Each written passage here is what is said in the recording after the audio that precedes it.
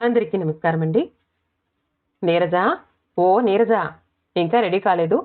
అవతల సినిమాకి టైం అయిపోతుందోయ్. ఆఫీస్లోనే ఆలస్యం అయిపోయినా పర్లేదులే అనుకుని వస్తూనే రిక్షా తెచ్చిన మదన్కి నీరజ ఎలా కనిపించిందంటే పని మనిషి అప్పలమ్మలా ఉంది. వంటగదిలోని ఎక్కడ సామాన్లు అక్కడ వదిలి పడకుర్చీలో పడుకుని పమిట కొంగు ముఖాన కప్పుకుని ఏడుస్తోంది. కళ్ళు ఎర్రగా ఉన్నాయి. ముఖం జిడ్డోడుతోంది. చేతిలో ఆ రోజే వచ్చిన ఉత్తరం కాబోలు నలిగి ఉండ చుట్టుకుపోయి ఉంది. ఇదంతా చూసిన మదన్కి హుషారంతా చప్పపడిపోయింది. ఆ పైన ఒళ్ళు మండుకొచ్చింది. సరసర వీధిలోకి వెళ్లి రిక్షావాడికి డబ్బిచ్చి పొమ్మని లోపలికొచ్చేశాడు మదన్. మదన్ నీరజల పెళ్ళయ్యి 3 నెలలన్నా కాలేదు. కాని అప్పుడప్పుడు ఇలా ఏడ్చే నీరజని చూడ్డం అతనికి అలవాటైపోయింది. అసలు వీరి వివాహం పెద్దలు చేసింది కాదు. కాలేజీలో 3 ఏళ్లు ప్రేమించుకుని 300 ప్రేమలేఖలు రాసుకుని ఇద్దరి తల్లిదండ్రులు కులాంతర వివాహానికి అనుమతించకున్నా మా పెళ్లి మా ఇష్టం అని ఆ ఊరు వదిలి ఈ ఊరొచ్చి గుళ్ళో పెళ్లి చేసుకున్న మదన్కి అదృష్టం వల్ల ఆ నెలలోనే ఉద్యోగం వచ్చింది. స్నేహితులు నీరజ అదృష్టవంతురాలు అని పొగిడి పార్టీ చేయించేసుకున్నారు. ఈ యువతురానికే ప్రతినిధి ఓయ్ మదన్, నయా పైసా కట్నం లేకుండా ఓ కన్నెపిల్ల చెర వదిలించావు. ఆదర్శం అంటే నీదే అని పొగిడేశారు స్నేహితులు. నిజంగా ఆ సమయంలో గర్వంగా తృప్తిగా ఉంది మదన్కి. కాపురం పెట్టిన కొత్తలో జీతం రాగానే సినిమాలు, షికార్లు, హోటల్లోనే భోజనాలు. అబ్బా, కలలా జరిగిపోయింది కాలం. కానీ ఇప్పుడిప్పుడు నీరజతో చిన్న చిన్న మనస్పర్ధలు వస్తున్నాయి. అవే పెరిగి పెద్దవి అవుతున్నాయి. అలా జరగకుండా ఉండాలని తను ప్రయత్నిస్తున్నాడు. కానీ నీరజకి బొత్తిగా బుద్ధి లేదు. వాళ్ల తల్లిదండ్రులు, అక్క చెల్లెళ్ళు దూరమైనారని విచారమే కాని మదన్ కూడా తన తల్లిదండ్రులకు దూరమైనాడని కాస్త కూడా ఆలోచించదు. పైగా మదన్ ఆకలికి ఆగలేడు. అలా అని భార్యని వదిలి కడుపు నింపుకునే కసాయివాడు కాదు. అందుకే నీకెంత కోపమున్నా బాధ ఉన్నా అన్నం మానేకు, నేనసలు ఆకలికి ఆగలేను, అలా అని నిన్నొదిలి తినను లేను అని చాలాసార్లు చెప్పాడు. అప్పుడు సరే అని గొర్రె పొట్టేల్లా తల ఊగించేస్తుంది నీరజ. కానీ సమయం వస్తే మామూలే. అలా కోపం తెచ్చుకోకు, నా కోపం వస్తుంది శాంతంగా ఎన్నోసార్లు చెప్పాడు మదన్. అది నా స్వభావం, చచ్చినా పోదు పెంకిగా అంటుంది నీరజ. అంత కోపం ఆడపిల్లకి తగదు అంటే చాలు నీరజకి కోపం మళ్ళీ ముంచుకొచ్చేస్తుంది. అబ్బబ్బా, దీనికి ఇంకా ఎలా చెప్పటం భగవంతుడా అనుకుని జుట్టు పిక్కుని ఆ రాత్రంతా నిద్రపోకుండా సిగరెట్లు కాల్చేస్తున్నా ఇదేమి తనకు పట్టనట్లు హాయిగా నిద్రపోయే నీరజని చూస్తూ పళ్ళు కొరుక్కుంటాడు. కానీ ప్రయోజనం ఏమిటి? మదన్ అశాంతితో వేగి తెల్లవారేసరికి దేవదాసు పోజులో తయారవుతాడు. నీరజ మాత్రం హాయిగా 6ంటికి లేచి ఫిల్టర్ డికాషన్లోని చిక్కని కాఫీ ముందు తను తాగేసి భర్తకి లైట్ కాఫీ కలిపి వంటింట్లో నుంచే గావు కేక పెడుతుంది. ఇంకా లేవలేదు, ఇవాళ ఆదివారం కాదని తెలియదు అని రాత్రంతా నిద్రలేక కళ్ళు మండి తెల్లవారుజాముకి కాస్త కునుకు పట్టిన మదన్ని అప్పుడే లేపకూడదన్న జ్ఞానం కూడా ఆ అమ్మాయికి ఉండదు. ఉన్నా పాటించదు. ఒకసారి మార్కెట్లో సర్వారావు మదన్ ఆఫీస్లోనే పనిచేసే ఉద్యోగి కనిపించి మాటల్లోకి దించి నిలబెట్టేశాడు. మదన్ మోహన్ గారు, మీకు మాకులాంటి అవస్థలు ఏమున్నాయా అన్నాడు. అంటే మదన్ చేతిలోని సంచి సైకిల్ వెనక కాగితంలో కట్టిన కొండ చీపురు వగైరా పరీక్షగా చూస్తూ తన చేతిలోని సంచిని కింద పెట్టి నిలబడి మరీ అన్నాడు. మరేం లేదు, ఈ కూరలు గట్రా అవసరం ఉందా అని. ఓ అని తేలిగ్గా నవ్వేసి సర్వారావు వైపు జాలిగా చూసి పాపం అనుకున్నాడు. సర్వారావుకి పాపం 10 ఏళ్లప్పుడే 8 ఏళ్ల మేనమామ కూతురు మహంకాళితో పెళ్లి జరిగిపోయిందట. అసలు ఆ పెళ్లి నాకు గుర్తే లేదు మదన్ గారు. బుద్ధి తెలిసిన దగ్గర నుంచి మాంకాళి మా ఆవిడ అని మాత్రమే తెలుసు అని పేలవంగా నవ్వేస్తూ ఉంటే అతన్ని చూసిన ఎవరికైనా సరే జాలి ముంచుకొస్తుంది. మదన్ మాసిన గడ్డాన్ని ఎడం చేత్తో తడుముకుని, సర్వారావు గారు, ప్రేమ వివాహమైనా కాకున్నా ఆ తర్వాత జీవితాలందరివి ఒక్కలాగే ఉంటాయి కదండి అన్నాడు. నేను చస్తే ఒప్పుకోను. పెద్దలు చేసిన పెళ్లి అసలు పెళ్ళే కాదు అంటాను. జీవితంలో పెళ్లి అనేది అతి ముఖ్యమైన మలుపు, అన్నిటికంటే విలువైనది, ప్రధానమైంది కూడా. అలాంటి పెళ్లి వారి వారి ఇష్ట ప్రకారం జరిగి తీరాలి. కానీ పెద్దలు పెత్తనం చేసి అదిగో అదే నీ పెళ్ళం, దానితో జీవితం కలిసి చావు అనటమంత రాక్షసత్వం మరోటి ఉండదు అంటాను. మీరు కాదంటారా? మదన్ దీనికి జవాబు చెప్పాలి అనుకున్నాడు. కానీ వాచి చూసుకునేసరికి అప్పటికే 9 కావస్తోంది. లాభం లేదు, ఆఫీస్కి ఆలస్యం అయిపోతుంది అని మళ్ళీ కలుద్దామని సైకిల్ ఎక్కేశాడు. సైకిల్ దిగి సంచి తీసుకుని లోపలికి వస్తూ ఉంటే నీరజ అపర ఖాళీలా నడుం మీద చేతులు పెట్టుకుని నిలబడి గడియారంలోకి ఒక్కసారి చూడు అంది. మదన్ నిర్లక్ష్యంగా సంచి అందించాడు. ఏ మార్కెట్లో సర్వారావు గాని కనిపించాడా అంది కోపంగా. ఏ ఎందుకు నిటారుగా నడిచి వస్తూ ఉంటేను అని వ్యంగ్యంగా నవ్వి 9ంటికి కూరలు తెచ్చి నా ముఖాన్ని తగిలేసి అర్ధగంటలో అన్నం పెట్టు అంటే నేనేం సతీ అనసూయనా ముదురు బెండకాయల్ని క్షణంలో ఉడికించుండడానికి అంటూ తగుకి దిగింది. మదన్కి కోపం వస్తున్నా తమాయించుకుంటూ గడ్డం చేసుకోవడానికి అద్దం సోపు వగైరా తీసుకుంటూ సతీ అనసూయ కాకున్నా హైందవ గృహిణివి కావు, గ్యాస్ పొయ్యి మీద అర్ధగంటలో వంట చేయలేవు ఇద్దరికి అనేసరికి నేను ముందు గృహిణిని కాను ప్రియురాలినేగా, కనుక పోదాం పదండి హోటల్కి, ఈ పూటకి రాత్రికి తీరిగ్గా వేయించేస్తాను బెండకాయ వేపుడు సాగదీస్తూ అంది. ఆహాహా ఎంత తీయగా మాట్లాడినా ఆ 3 ముళ్ళు పడక ముందైతే నాలాంటి ప్రతి వెధవ జేబు ఖాళీ అయినా వడ్డీకైనా డబ్బు తెచ్చి నిన్ను ఆటోలో హోటల్కి తీసుకువెళతాడు. కానీ నువ్విప్పుడు సాక్షాత్తు నా అర్ధాంగివి, అర్ధగంటలో పప్పు కూర పులుసు పచ్చడి రెడీ చేయకపోయావా అని క్షణం ఆగాడు. ఆగిపోయారే చెప్పండి అని రెట్టించటంతో నే వేసిన 3 ముళ్ళకి అర్థం ఉండదు అనేశాడు. నీరజకి కోపం వచ్చేసింది. కడవంత గుమ్మడికాయ కత్తిపీటకి లోకువా అన్నట్టు నేనెంత చదువు సంస్కారం సంపాదించుకున్నా ఈయన దృష్టిలో వంటకి పని వచ్చే మనిషేనా అని ఆవేశపడిపోయి 3 ముళ్ళకి బదులు మరో 3 ముళ్ళు వేసేయండి ఈ తాడుతోనే, ఇంకే ఉరి అక్కర లేకుండా చచ్చి ఊరుకుంటాను. 15 గంటలో 10 రకాల పదార్థాలు వండి వడ్డించాలట. వెధవ తిండిపోతు గుణం బాపనయ్యలకి పుట్టుకతోనే వస్తుంది అని మా అమ్మమ్మ ఎప్పుడూ అన్నా నేను నమ్మలా అంటున్న నీరజ చెంప చెల్లుమంది. మదన్కి తన కులం పేరెత్తి ఏ మాట అన్నా అసలు సహించలేడు. నీ కోమటి బుద్ధి నాకు చస్తే రాదు, చచ్చా బుద్ధి తక్కువై చేసుకున్నాను. మదన్ గడ్డం చేసుకోకుండానే స్నానం చేసి ఆకలితోనే ఆఫీస్కి వెళ్ళిపోయాడు. ఆఫీస్లో కొత్తగా ట్రాన్స్ఫర్ అయి వచ్చిన రాజేశ్వరరావుని టైపిస్ట్ మూర్తి మదన్కి పరిచయం చేశాడు. రాజేశ్వరరావు చిరునవ్వుతో చేయి అందించాడు. చాలా హుషారుగా కబుర్లు చెప్పాడు. తను ఫ్యామిలీతోనే వచ్చేసి ఇక్కడ ఇల్లు తీసుకున్నది కూడా చెప్పాడు. ఓ అమ్మాయి ఓ అబ్బాయి, బస్ చాలు గదు అన్నాడు నవ్వుతూ. మదన్ కడుపులో ఆకలి కరకరామంటున్నా క్యాంటీన్లో టిఫిన్ తినబుద్ధి కావటం లేదు. మాటి మాటికి నీరజ అన్న మాటలే గుర్తుకొచ్చి మనసు బాధపడిపోతోంది. ఆ విషయాన్నించి మనసు మళ్లించుకోవాలని ప్రయత్నిస్తున్నాడే కానీ చేత కావటం లేదు. రాజేశ్వరరావుతో సర్వారావు కబుర్లు చెప్తూ చూడండి మీకులానే ఈ మదన్ది లవ్ మ్యారేజీ, అదీ కాక వర్ణాంతర వివాహం కూడాను. వీళ్ల దాంపత్యం చూడముచ్చటగా ఉంటుంది, అచ్చంగా చిలకా గోరింకల్లా ఉంటారనుకోండి అనటం తడవుగా రాజేశ్వరరావు మదన్ దగ్గరకొచ్చి ఆత్మీయంగా చేయి పట్టుకుని నొక్కి చాలా సంతోషం అన్నట్లు మీ ఇల్లెక్కడా అంటూ అతి చనువుగా మాట్లాడి ఓసారి మా ఇంటికి రండి మీరిద్దరూ అని ఆహ్వానించాడు. మదన్ మనసు తేలిగ్గా అయినట్లయింది. కాదు మీరే మా ఇంటికి సండే తప్పక టీకి రావాలి అని మరీ మరీ చెప్పి ఇంకా ఆఫీస్ పనిలో మునిగిపోయాడు. ఆ రాత్రి ఇంటికొచ్చేసరికి నీరజ పీక్కుపోయిన ముఖంతో ఉన్న వంట రెడీ చేసి భోజనానికి రండి అనడంతో అద్దం మీద ఆవగింజలా ఆ తగు తీరిపోయింది. రాజేశ్వరరావు ఇచ్చిన మాట ప్రకారం మదన్ ఇంటికి ఆదివారం సాయంకాలం 5ంటికి పిల్లలతో సహా ఆటోలో వచ్చేశాడు. నీరజ మదన్లు ఆత్మీయంగా ఆహ్వానించారు.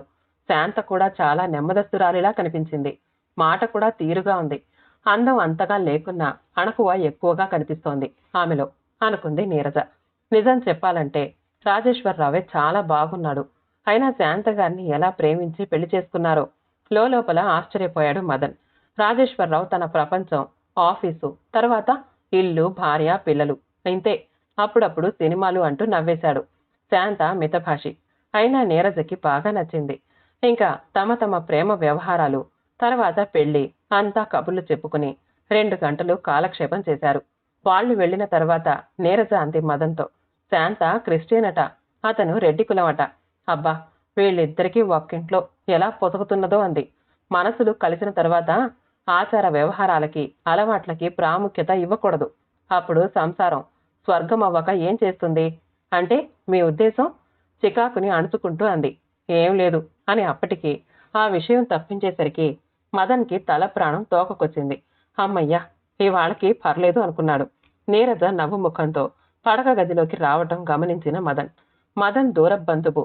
ఏదో పని మీద ఆ ఊరొచ్చి మదన్ని కలుసుకుని వాళ్ళ ఇంటి విషయాలన్నీ చెప్తూ, నువ్విలా పెళ్లి చేసుకున్నావు గాని తర్వాత నీ చెల్లెలకి ఒక్క సంబంధము కుదరటం లేదు. ఓ 2 సంబంధాలు కుదిరినట్లు కుదిరి మాకొద్దు అని కబురు చేయటంతో మీ అమ్మా నాన్న ఇంకా దిగులు పడి మంచం పట్టారు.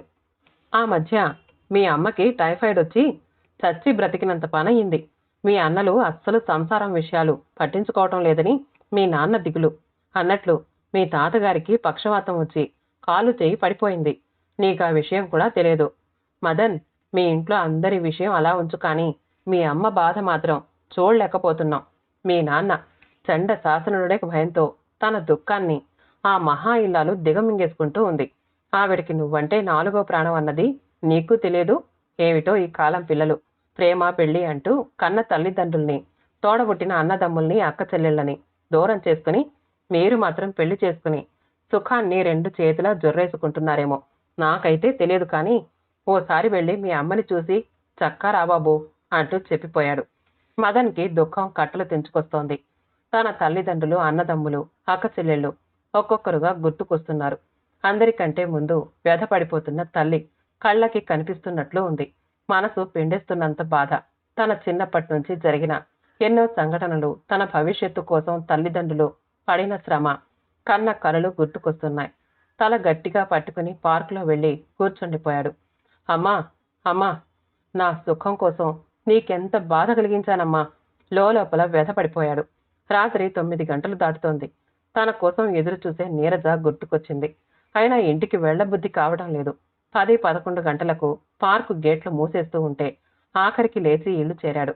నీరజ బట్టలన్నీ పెట్టెలో సర్దుకుని ఆ రోజు ఓ స్నేహితురాలు రాసిన ఉత్తరం విషయం చెప్పి, ఏవండి, మా అన్నయ్య పెళ్లి కుదిరిందట. నేను తప్పక వెళ్లి తీరాలి. రైలుకి టికెట్ రిజర్వేషన్ చేయించేయండి అంది మదన్ వైపు చూడకుండానే. వంటగదిలోకెళ్ళి ఇద్దరికీ వడ్డించేస్తూ మదన్ మౌనంగా పడక కుర్చీలో వాలిపోయాడు. అన్నట్లు ఎంతసేపు రాలేదు, ఎక్కడున్నట్లు? అబ్బా, ఆకలిగా ఉంది, త్వరగా రావాలి. తనకి తినాలని లేకున్నా నీరజ కోసం లేచి వెళ్ళాడు చేతులు కడుక్కుని. ఏ రైలుకి రిజర్వేషన్ చేయిస్తారు కదూ? మీ వాళ్ళెవ్వరూ కనీసం ఉత్తరమైనా రాయలేదే. మరేం పర్లేదు, నేను వెళ్ళి తీరాలి. అవమానం చేస్తే నన్నా, నా వాళ్ళ అవమానం చేస్తారా? చస్తే చెయ్యరు అన్న నమ్మకం నాకుంది. నాకు లేదు. మా వాళ్ల గురించి మీకేం తెలుసు?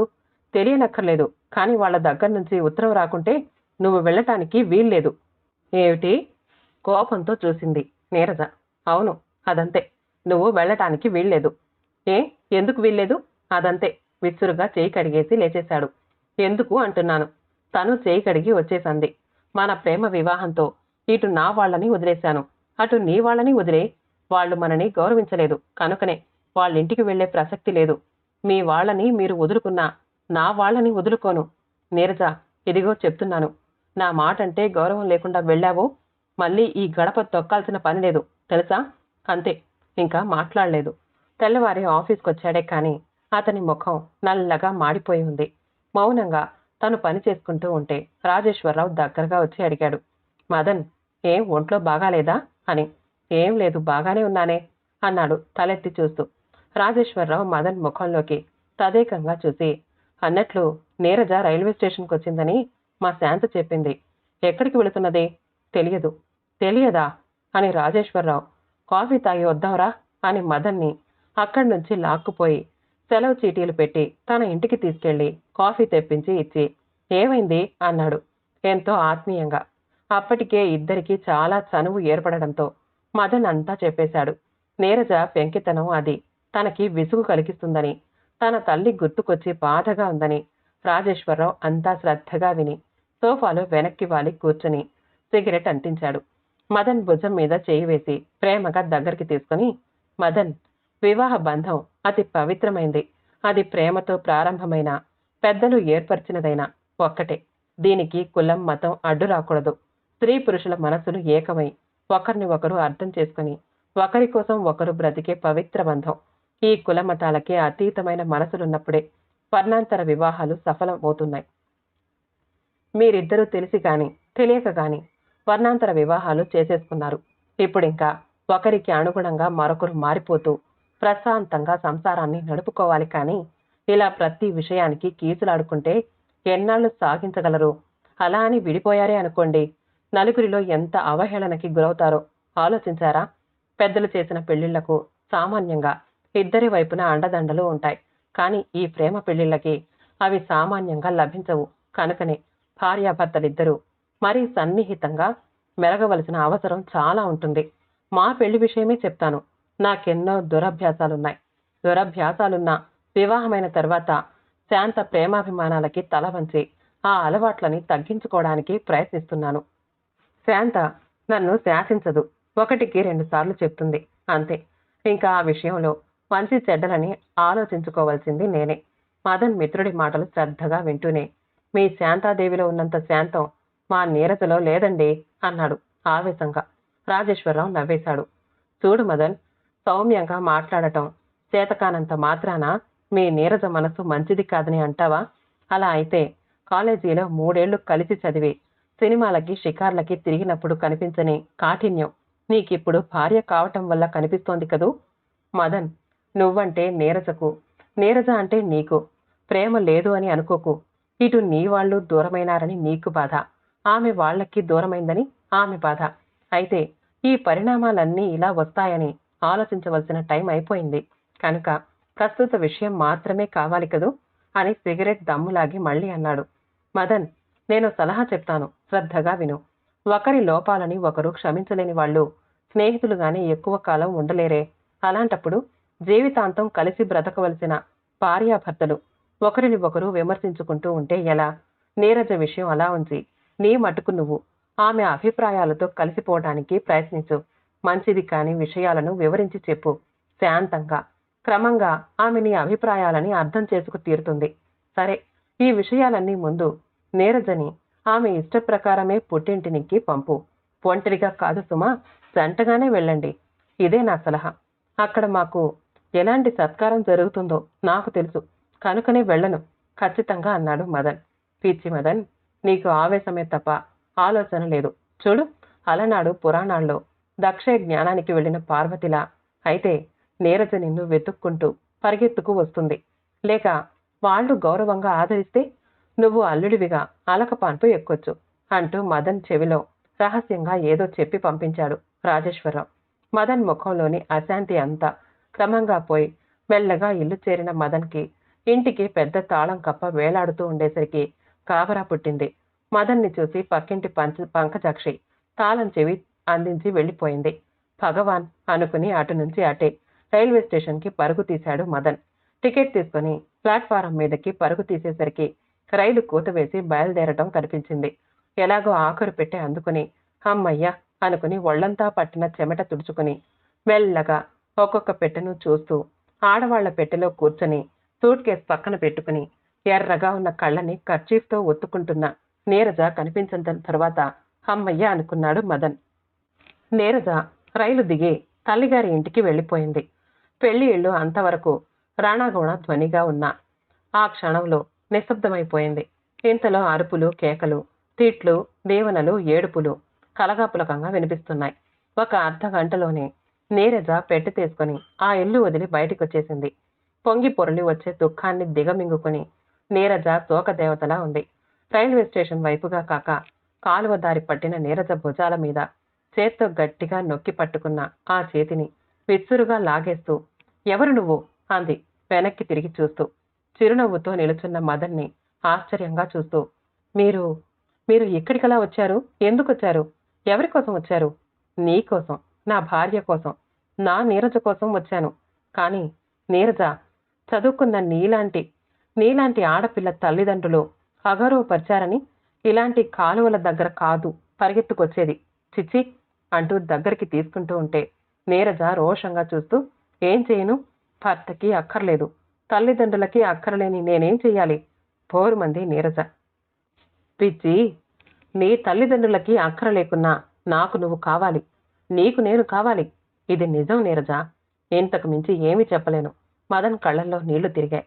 నిజంగా మీరే మాట్లాడుతున్నారా ఇవన్నీ? ఆశ్చర్యంగా ఉందా నీరజ? నీకు నేను, నాకు నువ్వుగా బ్రతుకుదాం ఎప్పటికైనా. మనిద్దరం కావాలి అనుకుని వాళ్ళు దగ్గరకొస్తే కాదనంగా అంటూ ఆమె చేతిలోని పెట్టి తీసుకుంటున్న మదన్ని ఏవండి అంటూ ఏదేదో చెప్పాలని దుఃఖంలో గొంతు పెగలక ఒక్క మాట చెప్పలేక అతని భుజం మీద వాలిపోయిన నీరజని ప్రేమగా చెయ్యి ఆసరా ఇచ్చి నడిపించాడు. శుభం. కథ సమాప్తమండి. కథ నచ్చితే లైక్ చేయండి. మా ఛానల్ని సబ్స్క్రైబ్ చేసుకోండి. మళ్ళీ కలుద్దాం ఇంకో మంచి కథతో.